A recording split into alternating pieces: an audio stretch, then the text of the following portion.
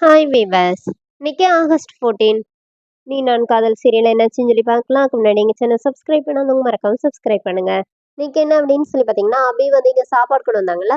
அப்போ ரெண்டு பேருமே சாப்பிட்டுட்டு இருக்கும்போது லாவணியா கோவமா எந்திச்சு வெளியில போடுறாங்களே. இப்போ ராகவ் என்ன நினைக்கிறாருன்னா, இந்த மாதிரி இவகிட்ட எதனாச்சும் சொன்னோன்னா இவ வந்து சும்மா தேவையில்லாம கத்த ஆரம்பிச்சிருவா. இந்த மாதிரி லாவணியா நம்மளை விட்டு ஒரு டிஸ்டன்ஸ் கீப் அப் பண்றது தான் நல்லது. ஏன்னா அவள் அப்பதான் அவள் இன்னொரு லைஃப்பை தேர்ந்தெடுத்துக்குவா அப்படிங்கிற மாதிரி ராகவ் நினைக்கிறாரு. அப்போ உடனே இவங்க அபி என்ன கேட்குறாங்கன்னா, "என்ன இன்னைக்கு நீங்க வந்து கேரக்டர் சேஞ்சும் ஆகல, அப்படியே நீங்க வந்து ஒரு ஜெயிலராவும் ஆகாம, ராக்கி பாயாவே இருக்கீங்களே எப்படி?" அப்படின்னோனே, இப்ப இவகிட்ட எதனாச்சும் சொன்னோம்னா, இவ தேவையில்லாம கத்தி பிரச்சனைய ஏற்படுத்துவா. அதனால அமைதியா உட்காந்து சாப்பிட்றோன்னோனே, "ஓ! பாட்டி உங்களுக்கு விட்ட டோஸ்ல நீங்க என்கிட்ட அமைதியா இருக்கீங்க அப்படிதானேன்னோனே, "அப்படியே நினைச்சுக்கோ" அப்படின்னு சொல்லிட்டு அவர் சாப்பிட்டுட்டு இருக்காரு. அப்புறமா அவங்க அபி வந்து கிளம்பிடுறாங்க.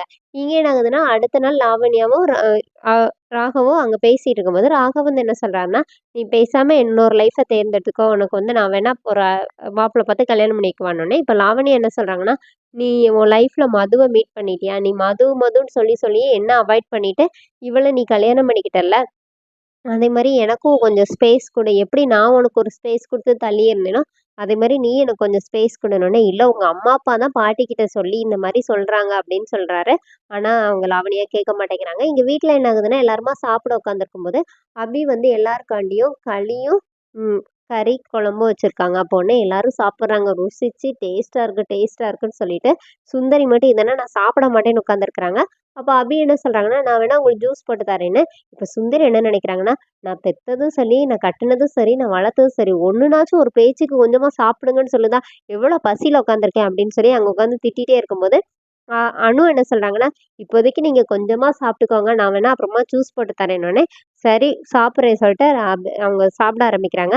இப்ப முரளி வேற சும்மா இல்லாம அபி கிட்ட வந்து, "கறி குழம்பு சூப்பரா இருக்கு அபி, கொஞ்சமா ஊத்துறீங்களா?" அப்படின்னோனே, ராகவ் டென்ஷன் ஆகி கை கழுவிட்டு அங்கருந்து போயிடுறாரு. இப்ப அபி என்ன பண்றாங்கன்னா, ஒரு வாட்டி குழம்பு ஊத்துறாங்க.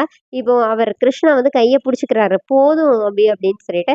அப்ப அபி பார்த்துட்டே இருக்கிறவங்க என்ன பண்றாங்கன்னா, அந்த கரண்டிய அப்படியே கவுத்து விட்டுருந்தாங்க. அப்போ அவரோட கையில வந்து குழம்பு பட்டுருது. அப்போ உடனே, "ஐய்யய்யோ! கறி போச்சே!" அப்படின்னு சொல்லிட்டு அபி சொல்றாங்க.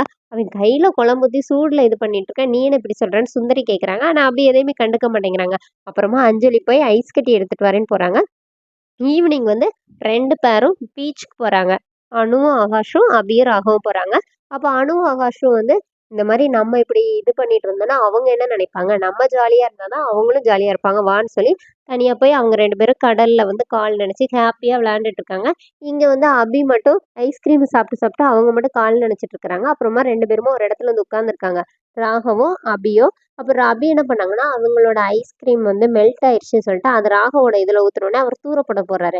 இவ மட்டும் "நீங்க சாப்பிடல, நான் பாட்டிட்ட போய் எல்லாம் சொல்லிக் குடுப்பேன்" அப்படின்னு சொல்லிட்டு அபி வேற மிரட்டிட்டு இருக்காங்க. அதோட என்னோட எபிசோட் எண்ட் பண்ணிட்டாங்க. நாளைக்கு என்ன அப்படின்னா, அபி வந்து அந்த மணல்ல வந்து மணல் வீடு கட்டி விளையாண்டுட்டு இருக்காங்க. அத 4, 5 ரவுடீஸ் அங்க ஓடும்போது இடிச்சு விட்டுருக்காங்க.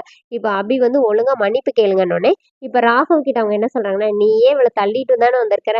வா நானும் உன்ன தள்ளிட்டு போய் சாரி கேட்கிறேன்னு" சொல்லிட்டு கைய பிடிச்சு இழுக்குறாரு. ராகவ் வந்து செமையா டென்ஷன் ஆகி பெரிய ஃபைட்டே நடக்குது. அபி அப்படியே உறைஞ்சு போய் நிக்கிறாங்க. அதோட என்னோட எபிசோட் எண்ட் பண்ணியிருக்காங்க. Thank you.